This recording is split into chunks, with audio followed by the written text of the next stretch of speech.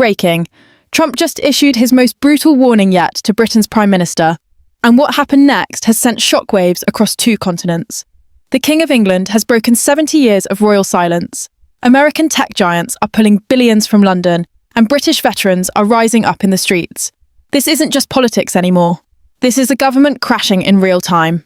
If you want to stay ahead of stories like this that reshape the world, hit that subscribe button right now, because what you're about to see will change how you think about international politics forever. Here's what sparked the biggest UK political crisis in decades. 3 days ago, Donald Trump went nuclear on British Prime Minister Keir Starmer. His message was crystal clear: stop policing American free speech or face the economic consequences.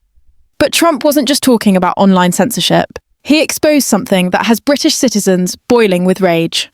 Government documents leaked this week show Starmer's administration is spending £1.2 billion on luxury hotel rooms for illegal migrants. We're talking 4-star accommodations with spa services and ocean views. Meanwhile, British war veterans who served in Afghanistan and Iraq are sleeping rough on London streets. James Patterson, a decorated Royal Marine who survived 3 combat tours, was found last week living in a cardboard box outside a McDonald's in central London, while migrants enjoy hotel buffets paid for by his tax dollars. The moral contrast is so stark, so outrageous, that even Starmer's own Labour MPs are refusing to defend it. And if you think this story is shocking so far, just wait, because it gets so much worse. Trump's response was swift and devastating. In a primetime address watched by over 50 million Americans, he declared that no foreign government has the right to silence American voices, and no leader should fund luxury for illegal migrants while war heroes freeze on sidewalks. His exact words were chilling. Britain has forgotten what it means to honour those who serve. While American companies face crushing fines for free speech, British heroes are abandoned like garbage on the streets. This ends now. Within hours, the economic hammer fell. American tech companies began emergency meetings about relocating operations out of Britain. The US-UK trade deal worth hundreds of billions was quietly shelved. British tech stocks crashed. Billions were wiped from the markets in 48 hours. But then something unprecedented happened that nobody saw coming. King Charles III shattered decades of royal neutrality with a public statement that left Britain's political class absolutely stunned.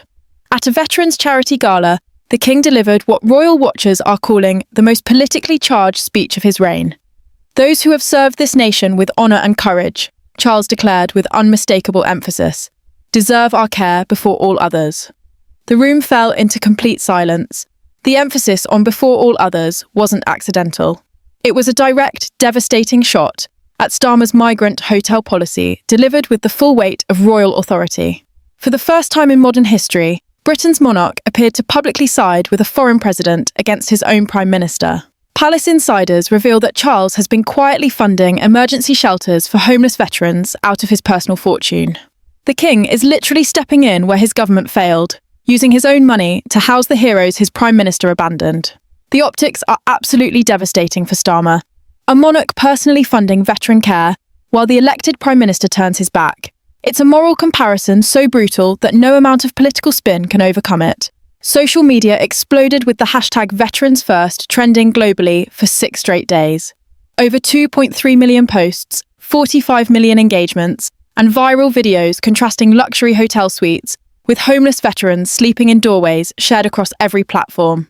These aren't just random social media posts. They're professionally edited split-screen videos showing migrant hotel buffets alongside British heroes huddled in freezing doorways. The visual contrast is so morally devastating that even mainstream news networks are being forced to cover it. The streets tell the real story. Massive protests have erupted across London, Manchester, Birmingham, and Liverpool. These aren't fringe demonstrations. These are ordinary families, veterans groups, serving soldiers, and middle-class citizens demanding answers. Their chant echoes through Parliament Square. Homes for heroes, not hotels for migrants. Police have closed Westminster Bridge as crowds swell larger each day. British veterans in wheelchairs, some missing limbs from IED explosions in Afghanistan, hold signs asking why illegal migrants get luxury treatment while they sleep on streets. The political earthquake inside Westminster is accelerating. Cabinet meetings have devolved into shouting matches with ministers openly questioning Starmer's judgment. 3 junior ministers have privately warned the Prime Minister that his policies are becoming politically toxic. Senior Labour MPs are signing letters demanding an urgent review of migrant spending, terrified of losing their seats. Over 40 backbenchers have now publicly distanced themselves from the hotel policy. Meanwhile, Nigel Farage and Reform UK are capitalising on the chaos. Their Veterans First campaign has surged 8 points in the polls in just 1 week, with working-class voters abandoning Labour in droves. The international fallout is equally catastrophic. Australia and Canada have expressed concerns about Britain's online censorship laws. Even European Union officials are privately questioning whether Britain is drifting toward authoritarianism under Starmer. From Washington to Canberra, headlines are savage. Britain betrays its heroes. Free speech under siege in London. The breaking point came during a Prime Minister's questions, when Conservative MP Sarah Henderson held up a photograph of James Patterson, the homeless Royal Marine veteran.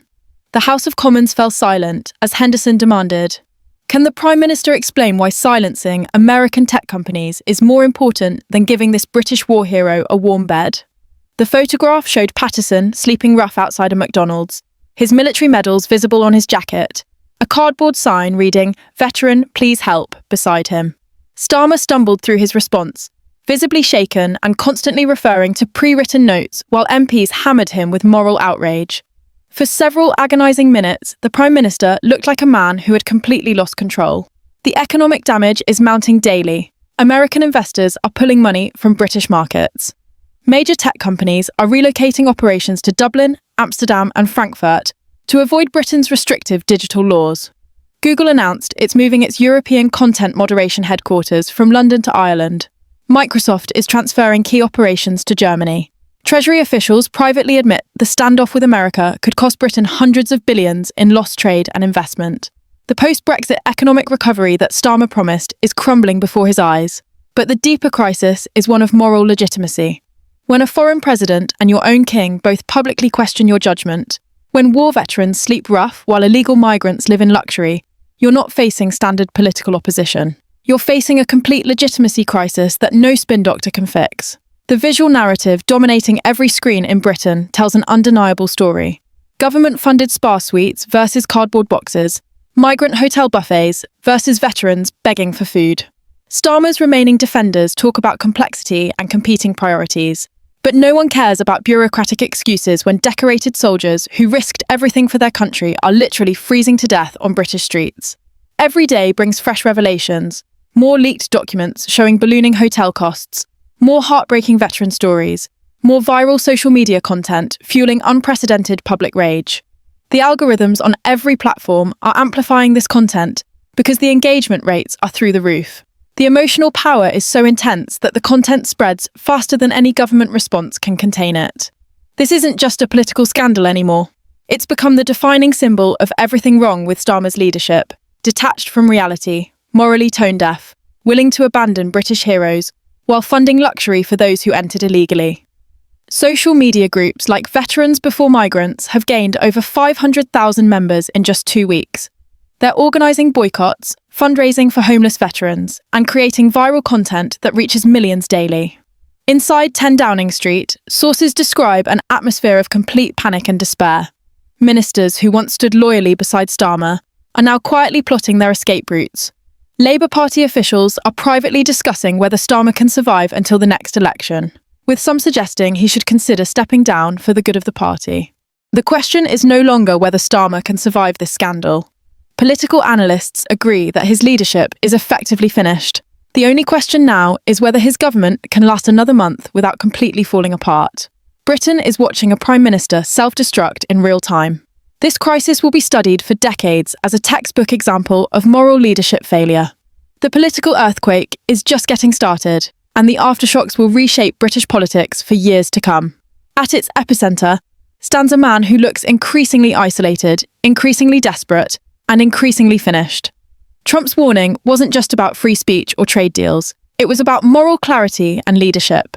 And on that measure, Starmer has failed so completely that his own king sided with a foreign president against him. That's not just political defeat. That's a historical humiliation that will define his legacy forever. What do you think? Has Starmer crossed a line that British voters will never forgive? Is this the end of his political career? Drop your thoughts in the comments below. We read every single one.